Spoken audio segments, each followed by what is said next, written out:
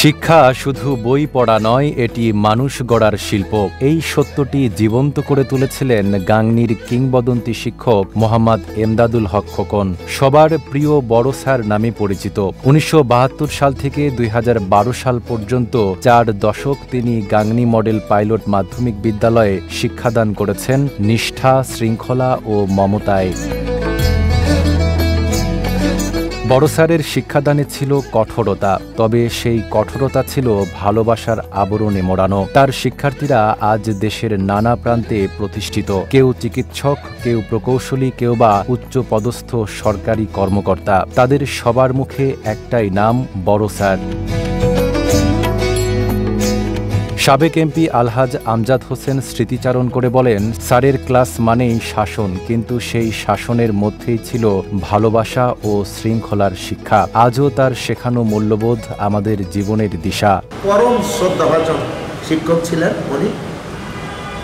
পড়া দিতেন এবং পড়া আদায় করে নিতেন টিচারদের, এই ছাত্রদের কাছ থেকে। মানে আদায় করে নেওয়ার কারণে যদি ওই স্যার বদরাগী স্যার হয়ে থাকে কারোর কাছে, হতে পারে। তবে তখন হয়তো আমাদের একটু মনে হতো যে স্যার খুব বদরাগী। এখন এসে বুঝতে পারি যে না, উনি আমাদেরকে মানুষ করার জন্য কী কী কাজ উনি তখন করেছিলেন এবং করা উচিত ছিল বলে এখন অনুধাবন করতে পারছি।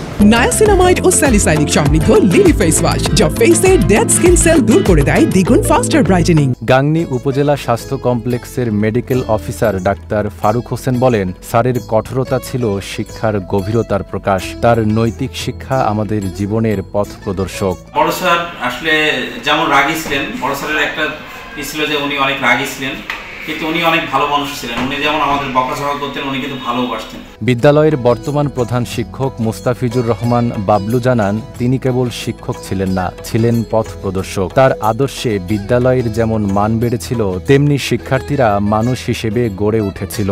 এমদাদুল হক বড় স্যার আমাদের স্যার, আমাদের প্রাণের স্যার, আমাদের প্রিয় শিক্ষক ছিলেন। আমি বাড়ি থেকে পড়া করে এসেছি, স্যার ঢোকার পরে আমি সবই ভুলে গেছি, আমার আর কিছু মনে নেই। স্যারের যে শাসন, এই শাসনটা যদি আমরা কলেজ লাইফেও পেতাম, বিশেষ করে একাদশ দ্বাদশ শ্রেণীতে, তাহলে আমাদের জীবনটা আরও বেশি সুন্দর হতো। নিজের শিক্ষা জীবন নিয়ে বড় স্যার বলেন, আমার জীবনের সবচেয়ে বড় পাওয়া হলো ছাত্ররা আজও আমাকে বড় স্যার বলে ভালোবাসে। সত্যি কথা বলতে কি, আমাকে একটু শিক্ষকরা তো আতঙ্কই মনে করতো আমাকে দেখে, কারণ আমি এগুলো পছন্দ করতাম না। ডিসিপ্লিনটা আমি বেশি দেখতাম। স্কুল গ্রাউন্ডে অযথা কোনো ছেলেপিলে ঘুরে বেড়াতে পারবে না, আমি এটাকে টলারেট করতে পারিনি। স্কুল আওয়ারে কোনো ছেলেপিলে বাইরে বেরোতে পারবে না ঘন্টা পড়লে, সেটা আমি সহ্য করতে পারতাম। এটা আমি অন্য সময়ও ক্লাস নেই, আমি সমস্ত রাউন্ডই স্কুলে ঘুরে ঘুরে দেখতাম যে কোন ছেলে বেয়াদবি করছে কি না করছে, এগুলো করতাম।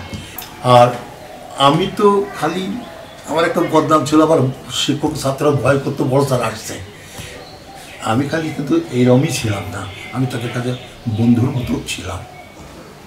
তাদের সঙ্গে আমি খেলা করছি, গান বাজনা করছি, আবার বন্ধুর মতো আচরণও করছি, যার ফলে তারা সব দিক থেকে আমাকে পছন্দ করত, সম্মান করত, ভয়ও করত। কেন আমার জীবনের পরিশ্রমের সুফল, আমি যে শিক্ষকতার জীবনে যে অর্জন করছি বাড়তিভাবে, এটা আমার বাড়তে পারো না। এটা যখন তোমরা বলো যে বর্ষার এবার যাই, আমাদের ভালো লাগে। আমার বিশ্বাস অর্জনগুলি আমার খুব ভালো লাগে। সবাই যখন আমাকে বর্ষার বলে সম্মান করে, শ্রদ্ধা করে, ভালো লাগে, ভালো লাগারই কথা এটা। শিক্ষা ও নৈতিকতার প্রতীক এই মহান শিক্ষক প্রমাণ করেছেন, একজন আদর্শ শিক্ষকই পারে একটি প্রজন্মকে বদলে দিতে। নাইম আরাবী, ঢাকা পোস্ট।